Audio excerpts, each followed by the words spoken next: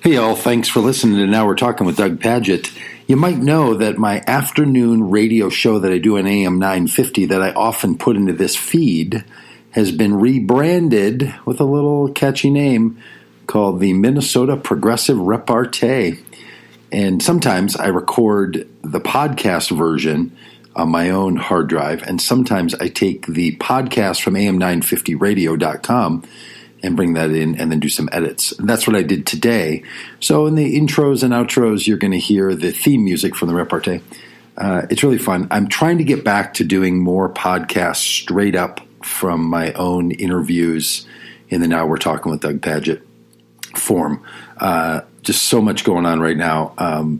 So it's easier for me to keep this flow going by using the AM 950 radio feed in. But I do plan to change that. And if you listen to this and you want to encourage me to do that, just start haranguing me in whatever way you do that.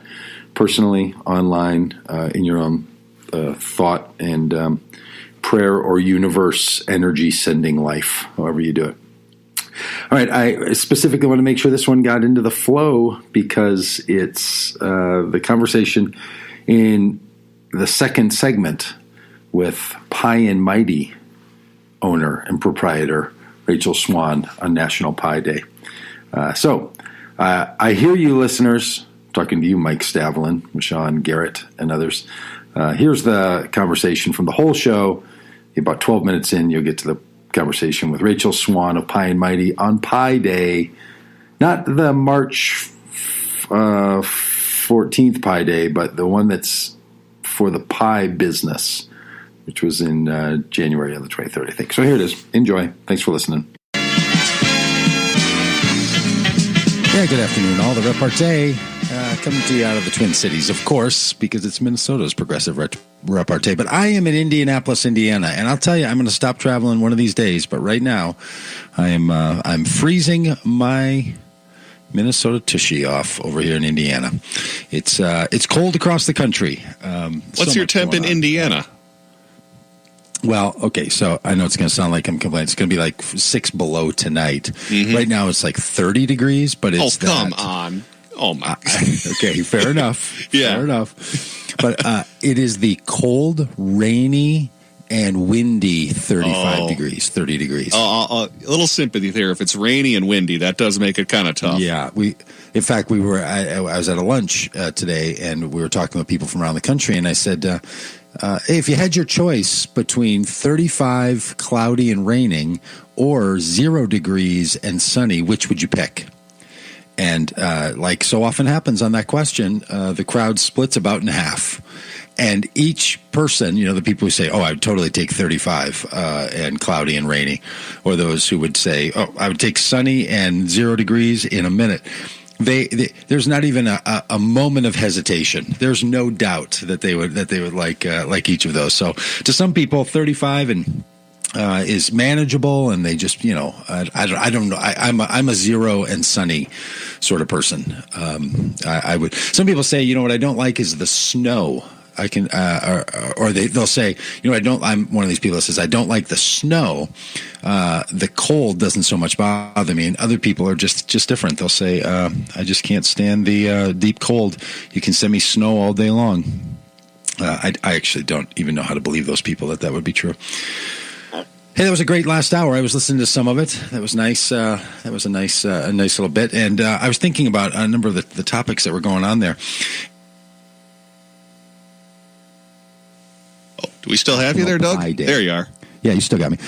Just appreciative that it's National Pie Day. I don't know if you know that, but it's the day when apparently the nation, while our government is shut down, can still come to our common sense and appreciate the virtues of pie.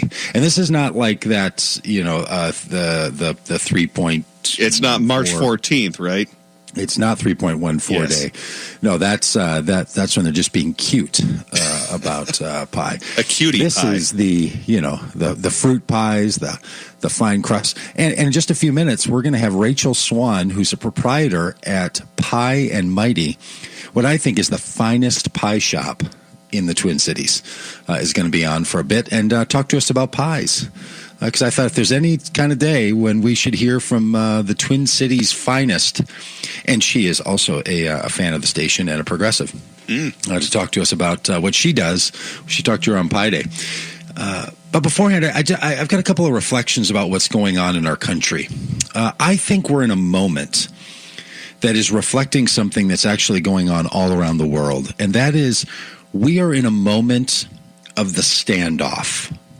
We're in a period of time when all over our world, the desire, the need, the response to be in a standoff is the operative organizing principle right now. I'm not blaming all of it on us progressives who knew that we had to mount a hearty resistance against the Trump administration. But I do think that the thing that a lot of us have felt over the last few years, that we need to set up a bulwark of resistance against the Trump administration, has its effect across our country. So if you think about it this way with me, there's a whole number of areas in our collective life where we see a standoff happening.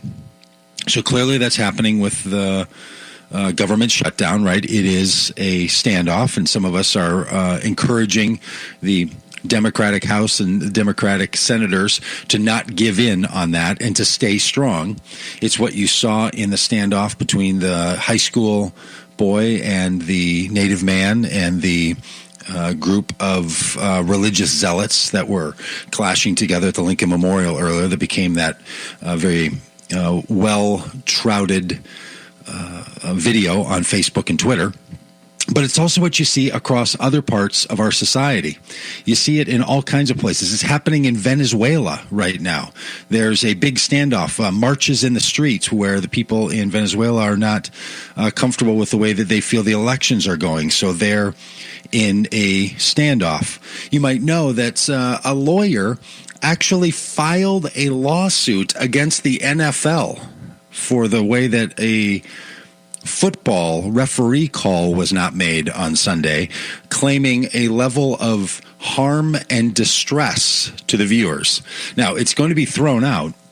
It probably won't even be accepted as a lawsuit, but he's filed it in a way to give voice, as he says, to all of those people who feel that they somehow need to express their resistance against the NFL for what they call, such a horrible call. That's really emblematic, I think, of what's happening in our society, where if you scroll through a news feed, you will see people sometimes face to face in a standoff. Michelle Bachmann has an editorial in the newspaper where she's trying to argue that she wants to stand her ground when it comes to her legacy, and says that she was unfairly treated. And it's this sort of culture of standoff. And I think there's a time for a standoff. I think against the Trump administration, we need to stay in full resistance. I'm not critiquing the need for standoffs. As some of you know, I'm an activist. I do sit-ins. I get arrested for not moving when the police tell me to. All of those kinds of actions. I am not critiquing them as a way to organize. But I think we need to recognize that what's happening in our society is that we have a time where one person not moving and not being moved by the other is our current operating moment. This is happening inside the Democratic Party. It's happening with legislators. Some of the new progressive Congress people are really pushing hard up against the more conventional and the leadership of the Democratic Party. It's also happening in the State House. We'll talk a bit more about that on Friday. But people feeling that their primary way of acting needs to be as those who are unmoved, those who will express their voice, claim their ground, take their stand, and not move. And I think that's a positive tactic at times, but I also think we need to keep an eye on it. I also think we need to watch for the times when the standoff is what's needed, and then when the movement forward is what's needed. Because a resistance posture only will always put put somebody else in the position of being the assertive one or the aggressor. And I think we need to, as progressives especially, have a very progress-oriented strategy that also goes along with our resistance strategy. And this is part of the tactics that I think we have to consider when it comes to cultural arguments, when it comes to politics themselves. Not that I'm suggesting we should capitulate. Not at all. I'm not talking about giving up. I'm not talking about giving in. Those are all words of resistance. I'm talking about finding a way to progress forward, to find some progress so that the conditions that required the resistance in the first place are changed. And this is the moment we are in our society, when a lot of us have felt like, especially on some issues that we felt were important, that maybe there was, from our politicians and from our cultural leaders, far too much negotiating going on, just too much give in the give and take equation. And it's time for us, I think, to take a stand, no doubt about it. And I feel good about seeing my news feed full of all the places where people find their resistance and find their standoff. But at some point, the standoff needs to lead to some kind of progress. And I'm not calling time on that, on some of these big issues. Certainly not on the government shutdown.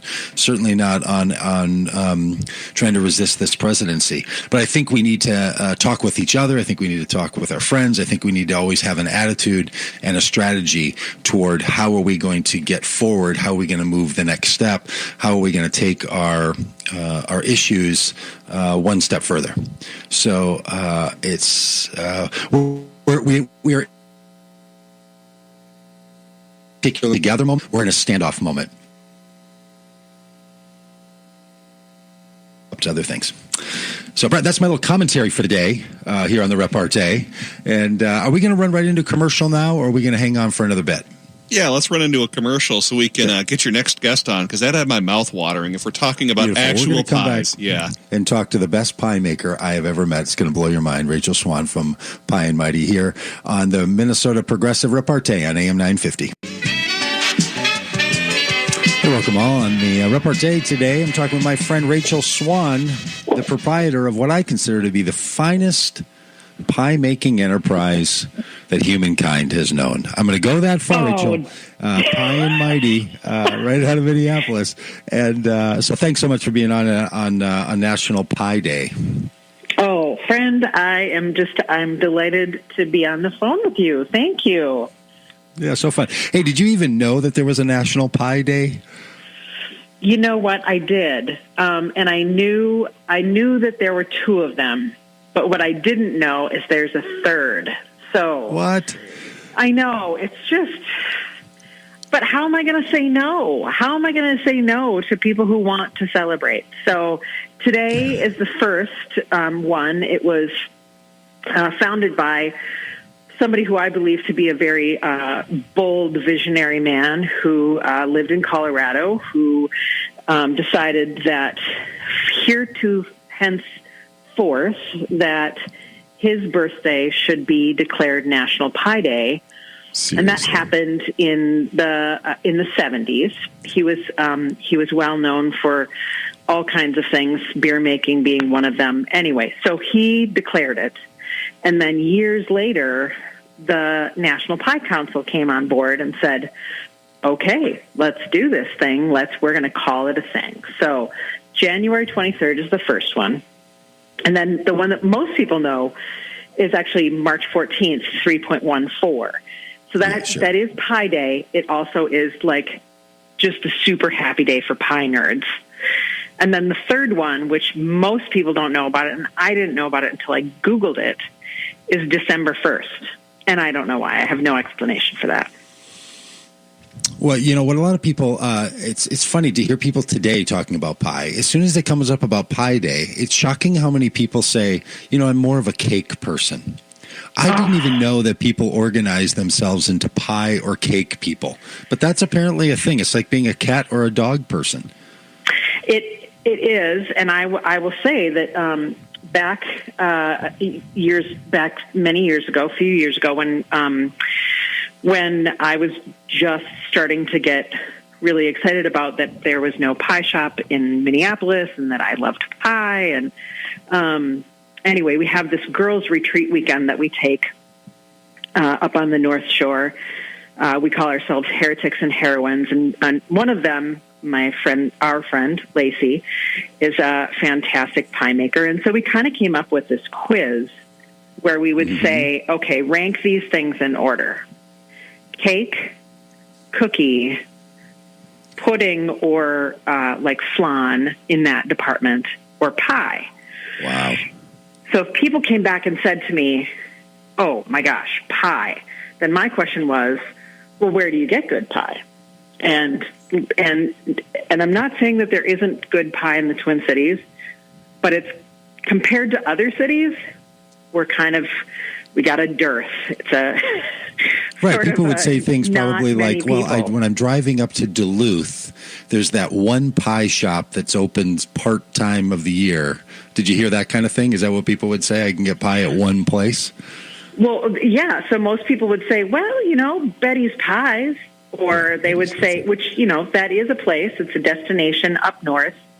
And I think a lot of people think about pie up north. There's another really great one down in southern Minnesota, Stockholm Pie Company. And then there's I could geek out forever about this. But really in the Twin Cities, there's not anybody who's really doing exclusively pie focus. And I just thought, well, that's ridiculous. Well, and I'm glad you rectified that great tragedy. Now, Pie and Mighty, people can pick up your pies at a variety of places. And when they do, and I'd love for you to just tell people about that, but you have helped me when I've asked you, like, why is your pie so good? There's a couple of basics that's at Baker Square to what your pies are. And I don't want you to give away all of your secrets, of course. Sure. But what is it that makes a pie just transcendent the way that the pies from Pie and Mighty are?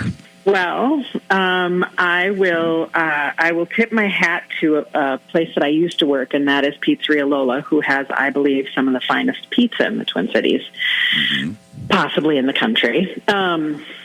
It's passion. It's love. That's the main sort of like one of the things that Anne, the owner there, used to always talk about is, do one thing and do one thing really well. And that, lots of fantastic people have that kind of mantra. And so that kind of was instilled in me. I think, so every one of my pies is made by hand. There's no factories, there's no robots, there's none of that. Outside of humanness and outside of like the sort of the very special care and intentionality that goes into it, then we look to ingredients. And for us, we have a couple of ingredients that we use that just after trying and testing and tasting, and we just think that they're the best ever. So we've got some friends up in Hugo that raise Mangalista pigs, and so they reached out to me a couple of years ago and said, "Hey, would you try our lard?" So we use lard. We use butter. We use it's just an unsalted butter. Generally, we try to go with something that has a higher fat content. What else? King Arthur flour. King Arthur is all employee owned, and is all does really good, consistent work, as well as being an amazing resource for bakers, kind of everywhere, and specifically for me, just getting started in the business. But so what's amazing about this part of the story, and I'm so glad you told it, is that it fundamentally does come down to crafts, like the craft of it and the ingredients. And that you source your lard from a particular farm from certain pigs is just one of the. So that's why I don't know if, like, is that part of the magic? Is that part of the imagination that people have in loving this, or is it really? Because we live in an age where things just seem so interchangeable. Like, it kind of doesn't matter. Everything's sort of the same. Brand names don't really mean much. But you're saying that no, there's really something about the actual ingredients that make a world of difference. To me, it's and really the whole basis of Pie and Mighty in general is about relationship. So the idea was born out of a relationship that I had with a friend who was a pastry chef. When I needed to learn how to make pie, I tapped into relationships that I had and studied with people who cared about it the way that I thought I cared about it. So I think even more than just like specificity about. It's for me, it's entirely rooted in relationship, and I'll just do one quick aside. So I sold all my pies yesterday so that people could bring them to the office and stuff today, National Pie Day. Right, of course. So there's a number of pie makers here in Minneapolis. Like, it's kind of becoming a thing. One of them, her name is Heather, and she has a spot over in St. Louis Park. She calls herself Heather's Pies. And she, every once in a while, does this thing called Pie on a Plate. And she bakes beautiful pies out of her home. And she says, why don't you come over? Slices are $4, and they're served at my home. And come over, and I will, you can enjoy a slice of pie and conversation. And so I didn't have anywhere to go earlier today after I made this pie delivery. And I thought, well, what the heck? I'm going to go and hang out and get a slice of pie with Heather. And it was the most amazing, kismet, beautiful thing. She's got a heart as big as mine, as big as like many bakers that I know. And we're both doing the same thing. We're both doing the hustle. But like, we found like this amazing, unspeakable community together. Another person came in, and she bakes pies, and so it was like it kind of became this sisterhood of the traveling pie pants on random Wednesday afternoon in St. Louis Park. Well, that's just fantastic. Rachel, thanks so much. We're going to run into a commercial break here, but where could somebody pick up a piece of Pie and Mighty? Where did you deliver these? And are there some retail shops they can get a piece of your pie? Everything that we're doing right now is through our website, so pieandmightymsp.com. And what you do is you sign up for, it's very old-fashioned, an email. So you sign up for the Pie Loop, and I send out an email on Monday. The order form opens on Tuesday, and you come and get it on Friday or Saturday. I love it. It's just so great. That's Rachel Swan from Pie and Mighty. Get yourself a piece of pie. If not on National Pie Day, get yourself warmed up for the next Pie Day that'll be coming in March. Rachel, thanks so much for being with us here on the repartee today. Thanks so much, Doug. Have a great day. Right. Happy Pie Day. Hey, we'll be back with you here after the break. AM 950, Progressive Voice of Minnesota.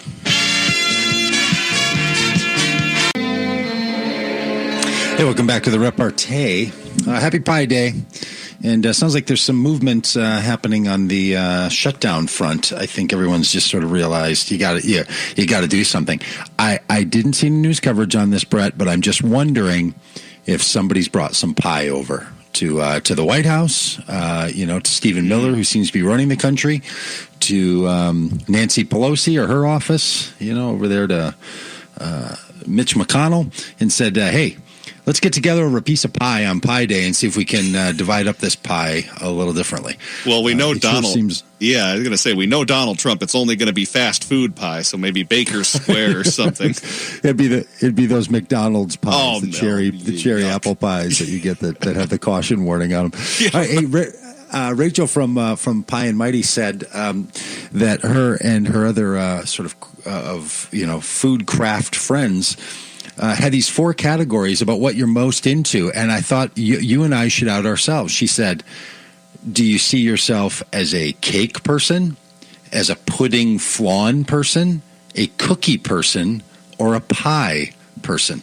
When she went through that list, what struck you first, Brett? How do you see yourself? I'm riding the fence here and taking a sort of on two of these, because if cake has frosting, I'd go for that.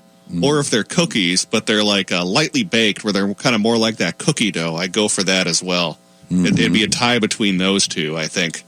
Pudding or pie, though, I don't know if those do a lot for me, but the cake and the frosting, yes, and cookies, as long as they're that very chewy type. I really dig those. Yeah. Well, I like every sweet thing. So I was going to say in my categories, like if it's savory, so like a savory pie, I don't know, it's not so interesting, but the sweet stuff. I thought when she started her list that I would say that I was a pie person until she mentioned pudding. And in all honesty, pudding and flan, I love that so much. Like a banana pudding with vanilla wafers in it. Oh, blows my mind. I think on Pie Day, if we get any callers here on the show talking about the progressive repartee, they should have to out themselves. Pie, pudding, cookies, cake. I'll tell you, most people I meet, they're cake people, and maybe it's just because cakes are associated with so many other feel-good activities. In fact, we should put the word out right now. Any of our regulars, give us a call over here at the station. Let us know. Are you cake, pudding, cookie, pie? How do you come in and what do you think it says about a person if they've picked one of those particular categories? I bet Gary's a cake guy. That's my prediction right there. You think Gary's a cake guy? I think Gary likes cake. Yeah, that's what I'm going with. I think I could totally see it, like a pistachio cake. I think he's a pistachio cake guy. We should do that with some of our regular callers. Just sort of. What about Randy? Should we guess on Randy from Coon Rapids? I was going to ask that. Do you think liberals and conservatives have different preferences on their sweets? Oh my God, that would be so. Like what if that's really what it came down to, right? Like. What if the thing that really divided people on these major political and social cultural issues really ends up being something like, I prefer a cake. I don't prefer a pie. That would be that would really be a great moment. Hey, what kind of cake, pie, desserts are we going to have at the Blue State Ball? Let's remind people to join us. Over at the Blue State Ball. Do you know already? I got something better than sweets we're going to have at the Blue State Ball. So we got confirmation from the grand people upstairs, the powers that be, going to be catered by It's Greek to Me. Okay. Delicious Greek food, yeah. Can't go wrong with that. So we might end up with a baklava or something, huh? Yeah. I'm looking forward to that, though. They have delicious food over there. They just have new ownership over the past few years and delicious food there. It's Greek to Me. They're catering the Blue State Ball. Blue State Ball on March 2nd, so we'd love for people to come out and join us on March 2nd. That's the Blue State Ball is a chance to get together. We will be there, Tom Hartman, others, and it is a chance for the people of this community that we're putting together here at AM 950 to have a chance to celebrate together, have a little bit of fun, have some food, and also see each other in person. So we'd love to have you join in the Blue State Ball. You can go to am950radio.com. And let us know that you're going to be showing up and you're going to be there. That you're going to be joining us at that kind of a day. Hey, David from Shakopee here on Pie Day. Are you outing yourself as a cake guy? I'm outing myself as a cassata cake guy. Ooh. Normally, if you've ever, I don't even know if you can get one in the Twin Cities. I've not been able to find them, but my grandmother used to get one for me every birthday, and it's cake. That instead of frosting, they use the filling from a cannoli as the frosting. And wow! And what did you call it again? A cassata cake? Yeah, CASSATA, cassata cake. All right. Look at it; it's delicious. Oh my God! But if it's just regular cake, I'll take pie, please. French silk or pumpkin. Oh, yeah, we didn't even get into that. Like, which ones do you want? I will. When you said French silk, it immediately came back to me that in my sophomore year in high school at Hopkins High School, this would have been 1981 or 2. I can't remember when year I was a sophomore, maybe 82. I won the pie eating contest. You had to eat 3 pies, because there were 3 flights to get to the championship, and the final one was a French silk pie. Had to eat an entire French silk pie with no hands, dropping your face into it. I bet. I someday you have to find the photos because we know they exist, and you have to post them on the Facebook. Oh my God! If I found those photos, I'd be bragging about them. Yeah, I'd be that would be something great. And just in a wonderful act of award irony, they gave me a $20 gift certificate to then I think it was Poppin' Fresh or Baker Square. So you won a pie. But I honestly have not been able to enjoy a French silk pie since that day because that was a. Well, I just thought it was funny because you were like, is it a pudding or a pie? Do you guys like puddings or pies? And I'm going, pudding pie. Because I like the pumpkin and the French silk. So that's really, awesome. And even my daughter, who's 8, she and I will make a banana pudding, put it in a graham cracker crust, and just put some whipped cream on it, and we call that pie. Something quick. Yeah, that's great. That's great. Pie on the quick. Well, thanks, David. Really appreciate you being a part of the show and being part of the repartee. Yeah, I know it can be a little fleeting to sort of suggest this, and I'm not one of these people that says let's just focus on the silliness that we all have in common because there's important issues to deal with in our lives. But I really do think that one of the upsides to days like a National Pie Day is it gives a national conversation around things that are not sports or politics.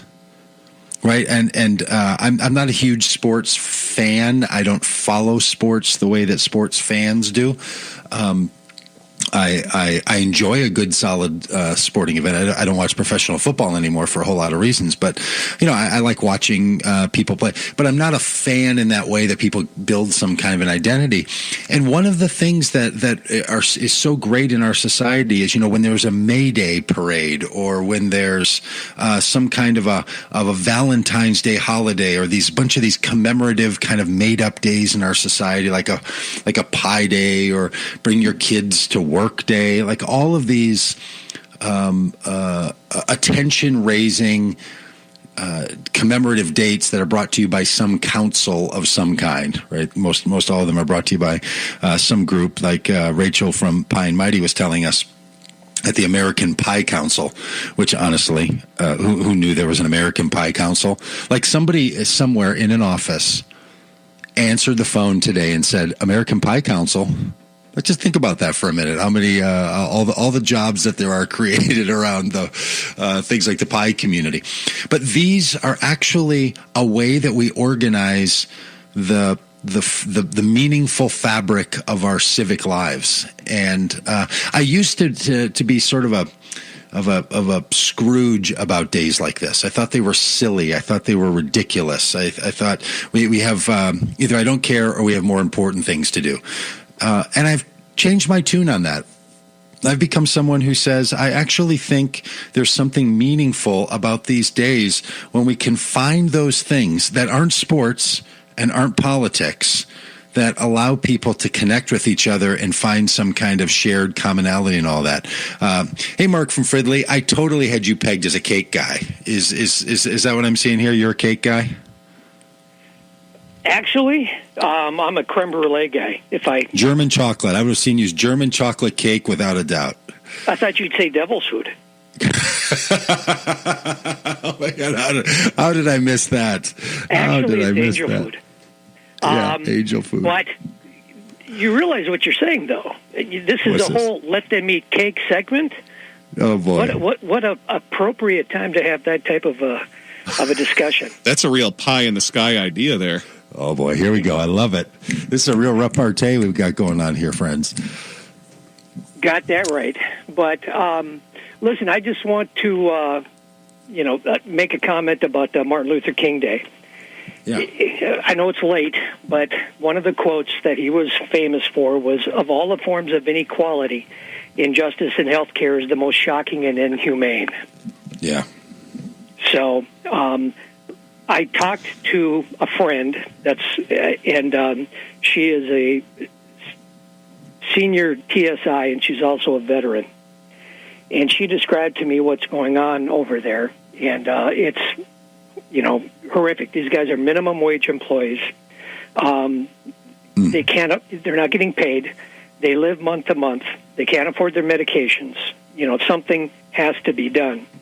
And the other thing that she told me was, at the Blue State Ball, I'm going to be a little hobbled. I got to go in for knee surgery again. But she said that she had her knee surgery at the VA, and she had complications. And two things happened. One, they did some nerve damage. And again, we're talking about veteran care here with, people that deserve the best and the highest quality that should be advantaged to them. Well, there was a mishap. They did some nerve damage. She had to have a couple of surgeries after that. But she also told me that she never walked out of the VA without a bag of oxycodone. Oh, wow. Wow. So, Yeah. Again, I understand with, the pies and the cakes and the stuff, but, we have to look back. And also, I just want to let people know that there was an initiative by a group of academics and scholars and media personalities and politicians that want to open up investigations of John F. Kennedy, of Martin Luther King, of Robert F. Kennedy, and Malcolm X. And I think that we should open that up to include Paul Wellstone, too. Hey, thanks, Mark. Really appreciate it. You bet. Thanks. Hey, we're getting back here after the break. AM 950, the progressive voice of Minnesota, bringing you the afternoon Minnesota progressive repartee.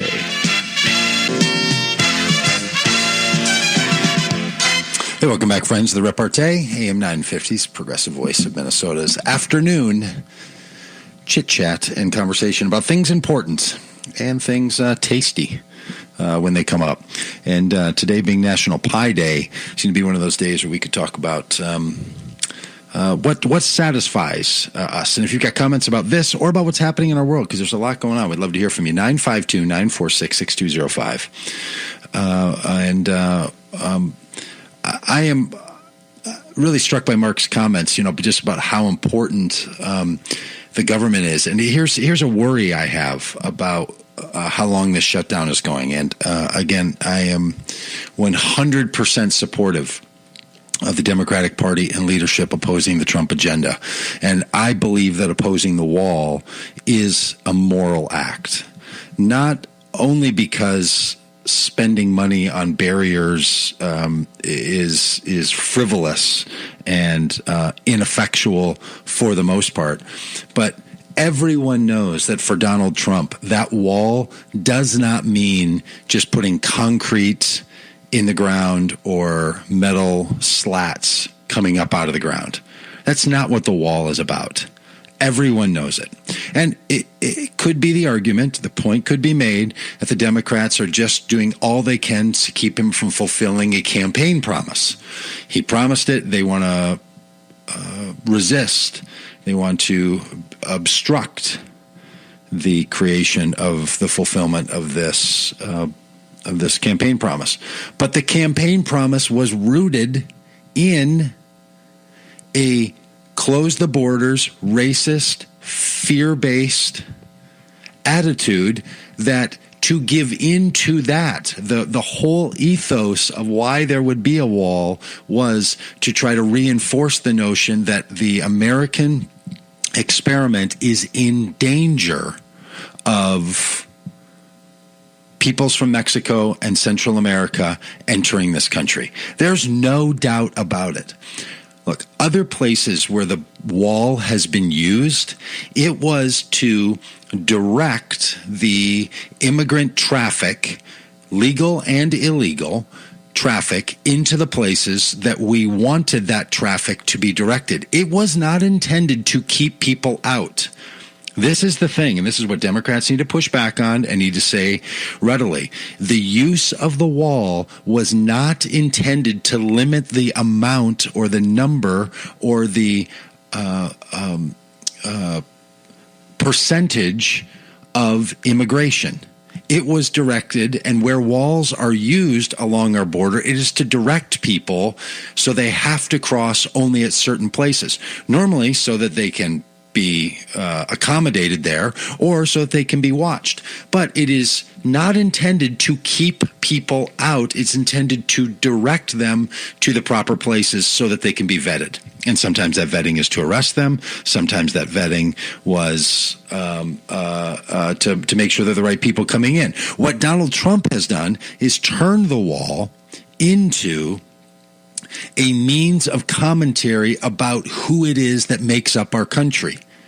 So when he says about any country that they come from S-hole countries, why do we want those people? Why can't we have more people from Scandinavian countries? We don't want people who are in need coming to this country. We only want people who are going to produce. All of this is what's wrapped up in his claim about the wall. So I'm all for it. I'm all for them opposing this terrible idea and this ruthlessly negative policy and administration. And they got to get this government opened. They need to do both of those things. Do not give in on that wall and get the government open. That's a high task, and I really think it's crucial that people get their minds around it, and not even to be. Look, I would be opposing this wall if Mexico literally said we'll pay for it. I know that that's the claim. I know that's where a lot of people want to push. It's clear that Donald Trump has just been making stuff up from the start, and it's nonsense. Got that? Clear as a bell. But even if they did want to pay for it, as the American citizenry, we should say that is not why we build walls. We don't build walls in order to keep the wrong people out. We're going to use any kind of border security so that we can track the flow of people who are coming into our country, not in order to keep them out. And if you can try to make the argument that what Donald Trump really wants is more immigration, more people coming in our country, people coming in the country in better ways, and that's why he wants border security or walls, then go ahead and make that argument. But it's not. He has said it plainly. He has said it simply. He wants to reduce the number of people who are coming from those countries from coming into this country. That's why the rest of his immigration policy has been set the way that it is. I've only got a couple of seconds left here, but Brad from Robbinsdale, I know you've got a comment about Donald Trump and the MLK event. Yes. Anyway, there is this debate where people say that we should not focus on impeaching Trump because all we'll do is get Pence. But my response is we do not have a cult of personality around Pence. And with these Trumpanistas, the hatred and just contempt, oozes out of them. And I want to say that Pence is cut of the same cloth. And we see that walk by at the Martin Luther King Memorial, which, again, basically they were saying, that if you're not white, you're not even worthy of our consideration. So, I don't see that much difference in Pence, but again, he doesn't have that, aura of I think you're exactly right, Brad. I totally agree with you. We'll take on one problem at a time, but we're not going to put up with a problem just because there's another problem coming. Thanks for your call. Hey, Gary, we've got about 5-6 seconds left if you got something quick to say.